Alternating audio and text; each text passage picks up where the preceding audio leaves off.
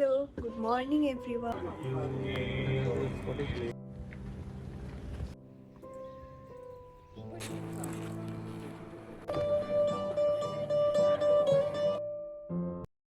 এখন ঘড়িতে বাজে সকাল 6:30 মতো।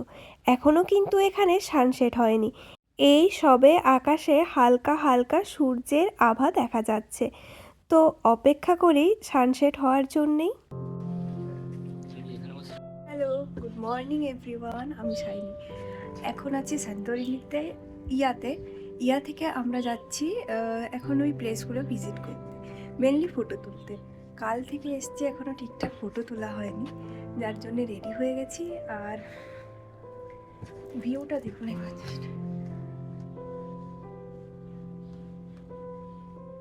এখন ঘড়িতে সময় 7:30।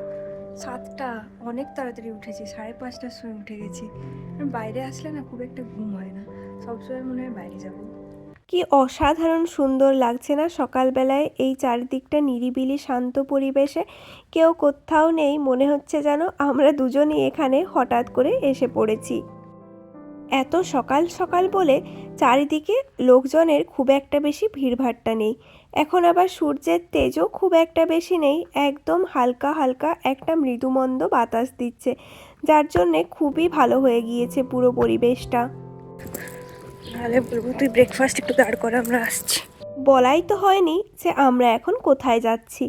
আমরা যাচ্ছি এখন স্যান্তোরিনির ফেমাস যে সমস্ত বিখ্যাত ইনস্টাগ্রাম ভিত্তিক ফটো তোলার জন্যে জায়গাগুলো আছে, সেই সমস্ত জায়গাগুলোতে। এখন যেহেতু সকালবেলা ভিড় একটু কম থাকবে, তার জন্যে সকাল সকালই এরম একটা সিদ্ধান্ত নিয়েছি যে এখানে সকালের থেকে আর বেশ টাইম কখনোই হবে না যাওয়ার জন্যে। এখন আমরা এসেছি স্যান্তোরিনির সবচেয়ে বড় চার্চের সামনে।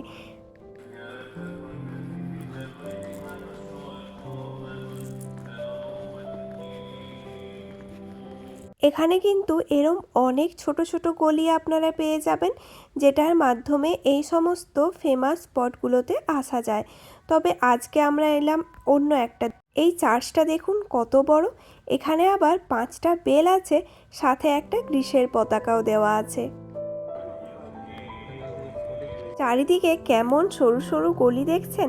গলিগুলো দেখে মনেই হবে না যে আপনি সান্তোরিনিতে আছেন, তবে যখনই ওই ট্যুরিস্ট স্পটগুলোতে যাবেন তখন মনে হবে হে ভগবান, এ কোথায় চলে এসেছি আমি, এত সুন্দর জায়গা পৃথিবীতে বিরাজ করে।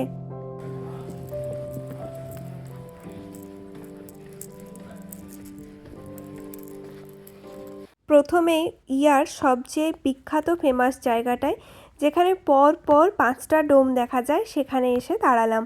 এই যে এই জায়গাটা থেকে নাকি অসাধারণ সুন্দর কিছু ফটো আসে, আর তা সত্য, যেটা সত্যি সত্যি এসেওছে।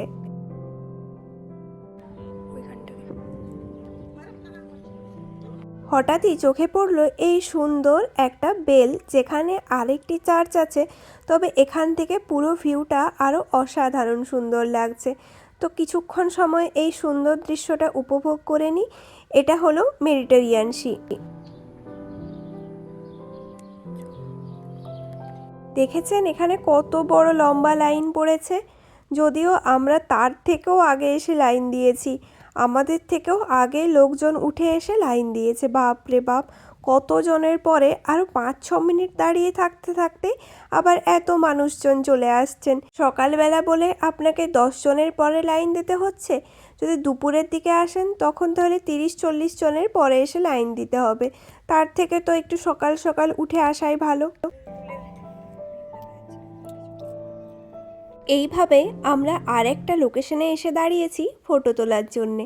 চারিদিকে সাদা বাড়ির মাঝখানে এই অরেঞ্জ বাড়িটা মনে হচ্ছে যেন পুরো জায়গাটার মধ্যে একটা অন্যরকম কালার সৃষ্টি করেছে। এই জন্যেই এই জায়গাটা ভীষণ ফেমাস ফটো তোলার জন্যে। আসলে সব কিছুর মধ্যে একটা অন্যরকম কালার অ্যাড করেছে।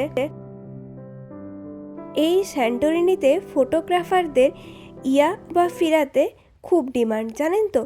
প্রায় এক একজন 20 থেকে 40 হাজার টাকার ডিমান্ড করে থাকেন একবার ফটোশ্যুট করার জন্যে। এখানে ফটো তোলার জন্যে ফটোগ্রাফারদেরকে হায়ার করা হয়।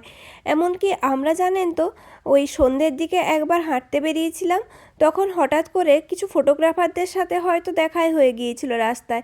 তারা আমাদেরকে এরমভাবে জিজ্ঞাসা করেছিলেন যে আমরা এরম ফটোশ্যুট করাতে চাই কি না। তখনই তাদের সাথে কথা হলো আর জানতে পারলাম যে এখানকার যে মেন বা বিখ্যাত যে ড্রেসগুলো আছে না, যেগুলোতে আমরা ইনস্টাগ্রাম বা ফেসবুকে দেখতে পাই, সেই উড়ে যায় লেজের মতো যে জামাগুলো, সেই জামাগুলো কিন্তু এনারাই দিয়ে থাকেন। লম্বা যে কাপড়গুলো হাওয়ায় উড়তে থাকে, দেখতে তো ভারী চমৎকার লাগে, ফটোগুলোও আসে অসাধারণ সুন্দর। ওই ড্রেসটার আবার একটা নামও আছে জানেন, মিস স্যান্টোরিনি ফ্লাইং ড্রেস। আসলে স্যান্টোরিনিতে এসে ফটো তুলে তো তাই হবে হয়তো। হাঁটতে হাঁটতে আমরা অনেকটাই দূরে চলে এসেছি। আর ওই যে বললাম না যে এখানে ফটোগ্রাফাররা শ্যুট করে থাকেন, ওপরেও একটা এরম ফটোগ্রাফারদের দ্বারাই শ্যুট করা হচ্ছে। আর হাঁটতে হাঁটতে আমরা এখন ইয়ার মেন সানসেট পয়েন্টে চলে এসেছি, যেখানে সন্ধ্যের দিকে প্রচণ্ড ভিড় হয় আর যেখান থেকে একটা ফটো তোলাও অসম্ভব হয়ে দাঁড়ায়। তবে এখন যেহেতু এই সবে সকাল হয়েছে, তাই খুব একটা বেশি লোকজনের ভিড় এই মুহূর্তে চোখে পড়ছে না।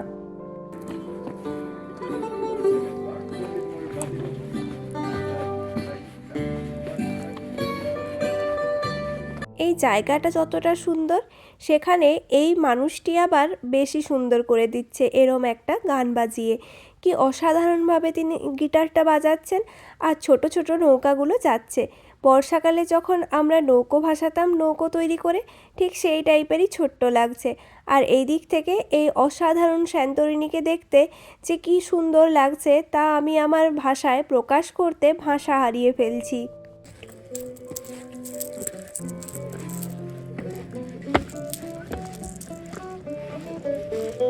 যতবারই এই সাদা ধপধপে ঘরবাড়িগুলোকে দেখি, ততবারই যেন মুগ্ধ হয়ে যাই।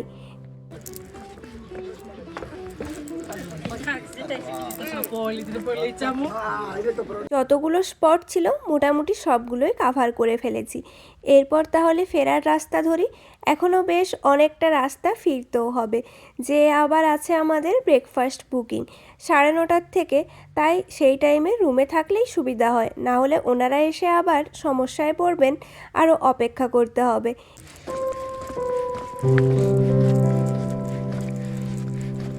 এই সরু সরু গলিগুলো দিয়ে যাব অনেকটা সামনের দিকে। হাঁটতে হাঁটতে পৌঁছে গেছি এই সব দোকানগুলোতে, যেখানে প্রচুর সুভেনিয়ার পাওয়া যাচ্ছিল। দেখলেন গল্পে গল্পে কতটা নিচে নেমে গিয়েছিলাম, এতগুলো সিঁড়ি ভেঙে উপরে আসলাম, আর এত সুন্দর একটা জিনিস দেখে কষ্টটা যেন সার্থক হয়ে গেল। এখানেও একটা বেল ছিল, যেখানে দাঁড়িয়েও আরও কয়েকটা ফটো তুলে নিলাম। আর এই দিক থেকে দেখতে যে কি অসাধারণ সুন্দর লাগছে পুরো জায়গাটা, তার মুখের ভাষায় প্রকাশ করার নয়। আকাশ আর সমুদ্র যেন মিলেমিশে একাকার হয়ে গেছে। এখন এখানে ট্যুরিস্টদের ভিড় সময়ে সময়ে বাড়তেই চলেছে, সাথে বাড়ছে রোদ আর গরম। স্যান্টোরিনির গরম তো খুবই বিখ্যাত। স্যান্টোরিনির এই সরু সরু গলিগুলোও কি অসাধারণ সুন্দর। এগুলো দেখে যেন এই গলির মাঝে হারিয়ে যাব মনে হচ্ছে। নীল সাদায় যে ড্রেসগুলো দেখতে পাচ্ছেন, সেগুলো তো এখানকার খুবই বিখ্যাত। স্যান্টোরিনি কিন্তু হানিমুন ডেস্টিনেশনের জন্য ভীষণ পপুলার। এখানে ইয়াং মানুষ বা নিউলি ম্যারিড কাপেলরা অনেক বেশি আসেন। তো এখানে দেখছি যে ইয়াং মানুষের সাথে সাথে বেশ বয়স্ক মানুষজনও এসেছে স্যান্টোরিনি এনজয় করতে। বিদেশের এই জিনিসটা সত্যিই খুব ভালো লাগে। এখানে আপনার কোনো কিছু আনন্দ করাতে বয়সটা কখনোই বাধা হয়ে দাঁড়াবে না, যে এত বয়স হয়ে গেছে এখনও লিপস্টিক পরবে, এত বয়স হয়ে গেছে এখনও এরম ব্যবহার করছে। এসব কিন্তু এখানকার মানুষরা একেবারেই পাত্তা দেয় না। এখানে সবাই সমান। হাঁটতে হাঁটতে কিন্তু এই রোদের মধ্যে আমরা প্রায় আমাদের হোটেলের সামনাসামনিই চলে এসেছি। যাক বাবা, আর কিছুক্ষণ হাঁটার পরে একটু শান্তি পাওয়া যাবে। এত গরম লাগছে, এই সকালেই যদি এত গরম হয়, দুপুরের দিকে আরও গরম তো বাড়তেই থাকবে। তবে আমরা যে টাইমে গেছিলাম তখনও সেরমভাবে গরম পড়েনি। গরম তো এখানে মেনলি পড়ে জুন জুলাইয়ে।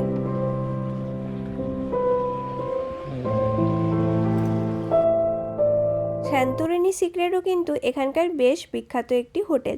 তবে আমরা ছিলাম ফিলোটেরা সুইটসে, যেখানে যাব তার আগে পড়েছে বেশ কিছু সুভেনিয়ারের দোকান। এই দোকানগুলোতে সব কিছুর দাম অতিরিক্ত বেশি এক্সপেন্সিভ বলা যায় না, তবে কিছু কিছু জিনিসের দাম বেশ এক্সপেন্সিভ। তার তুলনায় আপনি এথেন্সে অনেক কম দামে পেয়ে যাবেন। দেখুন এখানে সবাই যে যার পছন্দ মতো ফটো তুলতে ব্যস্ত রয়েছে। এখানে একটা প্রয়োজনীয় কথা বলে রাখি, ইউরোপের যে কোনো জায়গায় আপনারা যদি পাবলিক টয়লেট ইউজ করে থাকেন তাহলে কিন্তু 80 সেন্ট থেকে 1 ইউরো মতো এক একটা জায়গায় চার্জ করে থাকে, মানে ভারতীয় টাকায় প্রায় 80 থেকে 100 টাকার মতো।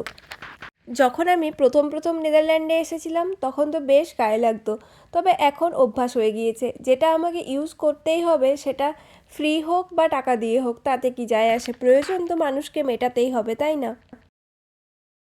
এখন যেটা মেন আর ট্রেন্ডিং সেটা হলো ইভিলাই।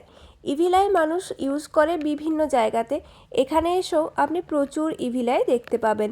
আসলে এই ইভিলাইয়ের উৎপত্তি হয়েছিল এনসিয়েন্ট গ্রিস এবং রোমে।